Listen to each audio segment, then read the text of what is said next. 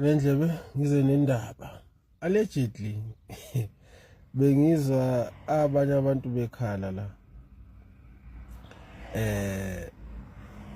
engaziyo ukuthi sasithi masikhuluma ngeMK basitshele the way to get off.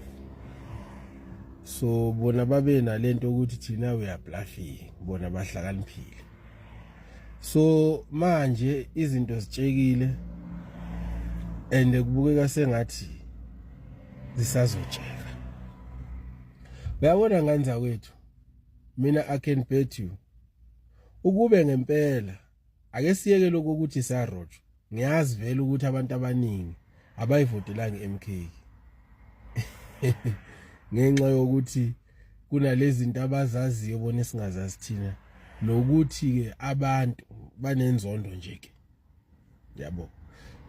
Uyabona mawuzobuka kahle, ama countries anabantu labanini nibone ngathi bayizilimi, they've realized ukuthi lama liberation parties are captured, they are useless to the society, and they are starting to vote against those liberation parties. Kodwa eSouth Africa abantu bakhona lapho kuthiwa khona ngathi kunabantu abangathi bahlakaniphile. That's where they keep on voting the same useless parties that are making sure ukuthi abantu abamnyama bayacindezeleka. Uyabona nje, for instance, uyazi ukuthi njengoba izingane zifa kangaka lo poison, mangafe yodwa ingane yeDA okanye yeFreedom Front Plus, before even that party can say a word, the very same ANC that is not doing anything about it will make sure ukuthi oh my friend bayahamba, because sekufebani ingane yabantu ababalekile eSouth Africa.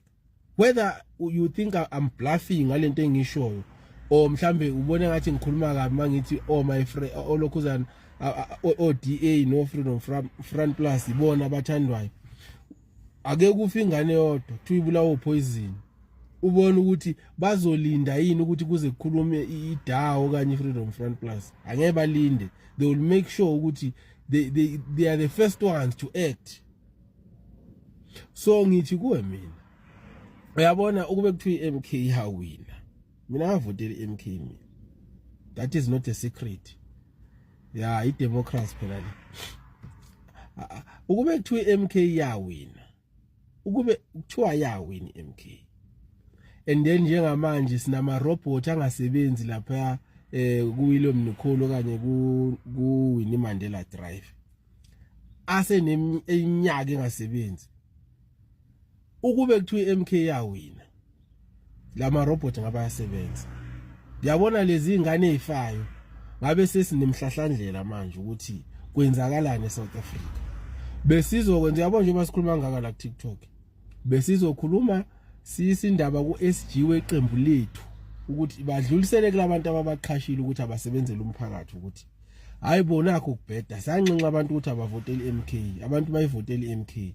So ake nilungise lezi zinto abantu abakhala ngazo, sihluleke lapho ebese senza ama video kanje manje ke publicly sigxeke iMK. Thina sikho bias, thina sifuna kwenzeke into e right for abantu base South Africa.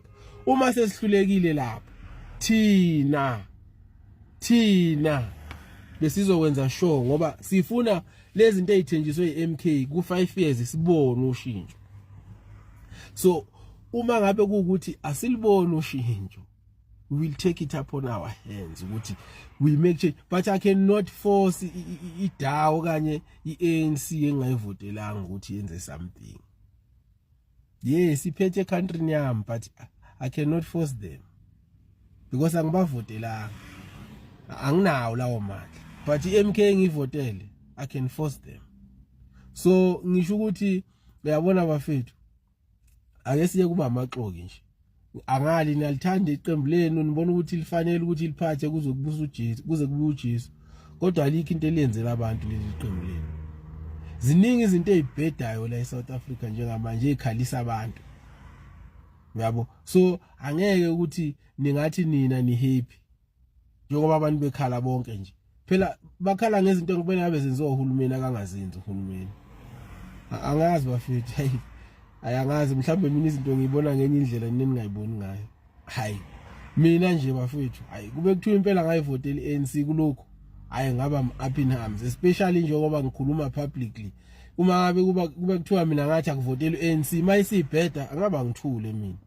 Uyabona iMK mangathiwa iba semandleni njengoba ngikhuluma kangaka ukuthi ayivotelwe ebese iba semandleni bese singakwenzi lokho, angeke ngithule mina. Angeke phela ngisho ukuthi abantu abavotela iMK ngoba ngifuna kubusa iMK nje abantu bakhona bayitamzele. Ngifuna ngoba iMK nginethemba lalento eyithembisile ukuthi izoyenza.